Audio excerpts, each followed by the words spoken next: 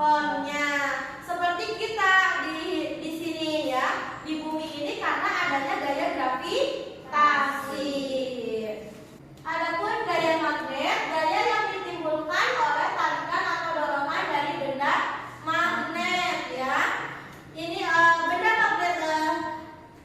magnet itu dibedakan menjadi dua, benda magnetis dan benda non magnetis. Contohnya, benda magnetis itu benda yang dapat ditarik oleh magnet ya. Benda non magnetis itu benda yang tidak dapat ditarik oleh magnet. Jadi, adapun pengertian dari gaya otot ya, gaya yang dihasilkan oleh otot manusia atau hewan. Contohnya itu yang pertama apa?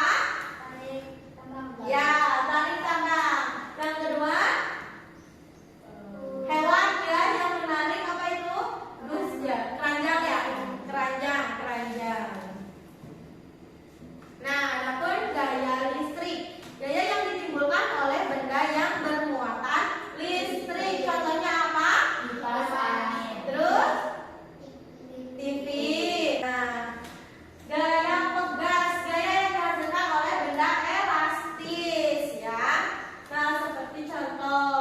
Nah, tadi kan di awal ada gambar yang sedang bermain ketapel. Nah, sekarang ini sedang apa? Panah. Ya, bermain panah. Nah, itu kan ada benda elastisnya ya. Ada yang bisa ditariknya ya. Nah, adapun manfaat gaya gesek ya. Permukaan dan sepeda, mobil, motor dibuat beralur untuk mencegah kendaraan tergelincir. Nah, itu kan dari ban itu kan ada yang kayak gitu ya, yang garis-garis nah kayak gitu. Nah, itu tujuannya agar tidak tergelincir. Yang kedua, untuk membantu benda bergerak tanpa tergelincir.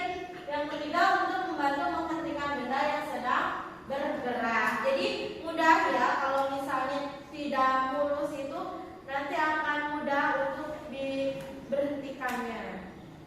Adapun manfaat gaya gravitasi.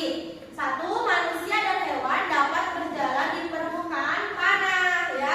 Yang tadi Ibu sudah dijelaskan ya. Kita semua bisa hidup di bumi ini karena ada gaya gravitasi.